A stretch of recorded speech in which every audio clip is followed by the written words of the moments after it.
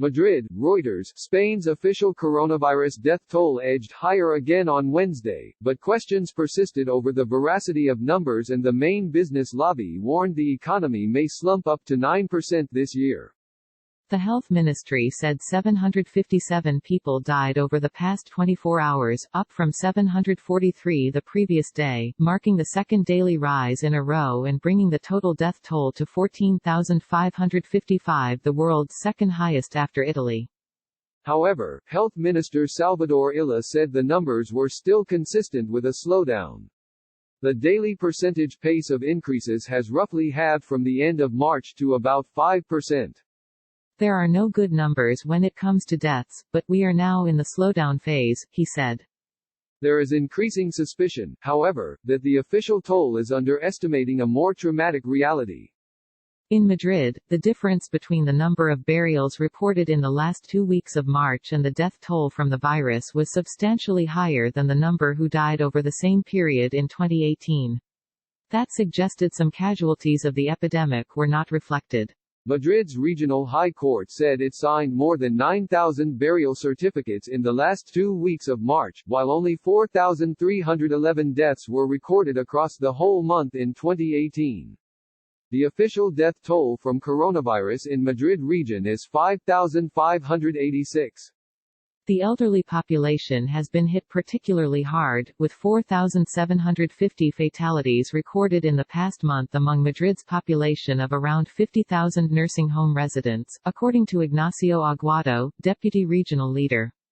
Some 3,749 of them had coronavirus-like symptoms but were not tested, he added, meaning they would not be in the official tally. Overall, cases rose to 146,690 from 140,510 on Tuesday. Health Emergency Chief Fernando Simon said infections had peaked and should herald an end to the lockdown. But he added, we will all have to be much more careful of our actions in this second phase to stop the epidemic resurging. Economy Minister Nadia Calvino told a press conference the government had met social, union and business groups this week to discuss the next phase of de-escalation, which will see the government ease economic restrictions.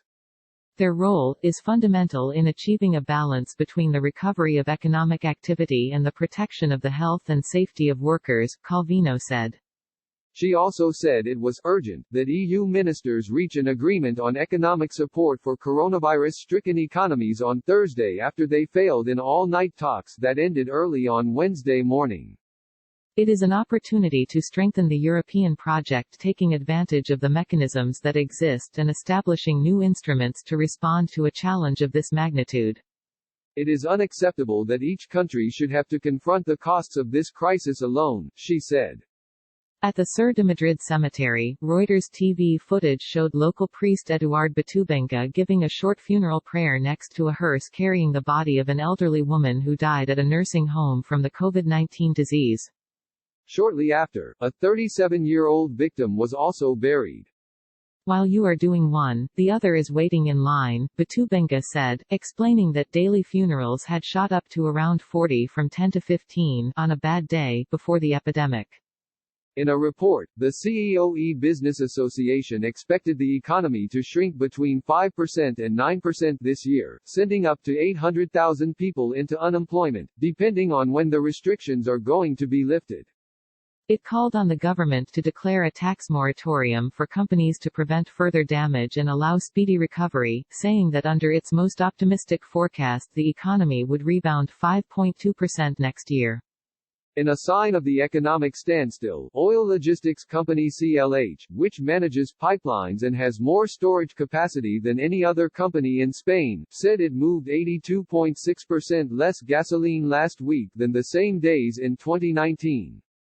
After the European Union failed to agree on more support for its member states' reeling economies, Spanish officials warned the bloc's future was in jeopardy if it cannot come up with a joint financial response to combat the infection. Spain, along with other southern European countries, has called for joint debt issuance, an idea opposed by the fiscally frugal North, led by Germany and the Netherlands.